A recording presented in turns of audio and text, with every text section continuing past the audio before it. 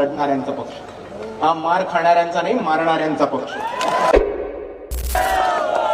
तुम्हाला सोप्यात सांगतो, सोप्यात मुद्दा सांगतो. वंचितची लोक वेगळी आहेत जरा.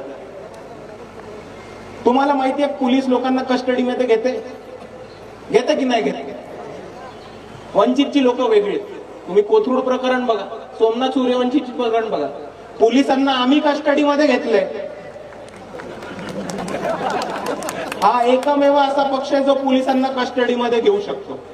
आणि ह्याचं अजून एक उदाहरण म्हणजे जेव्हा वंचित बहुजन आघाडीने RSS वरती आंदोलन केलं होतं तेव्हा महाराष्ट्रामध्ये खूप जास्त प्रतिसाद मिळाला होता. तरुणांना खूप उत्साह आला होता आणि तरुण आपल्या मोर्चाबद्दल, RSSच्या विरोधातल्या मोर्चाबद्दल, आंदोलनाबद्दल फेसबुकवर टाकत होते, पोस्ट लिहित होते. आणि त्याच्यामध्ये वंचितच्या कार्यकर्त्यांना सरळ आदेश होता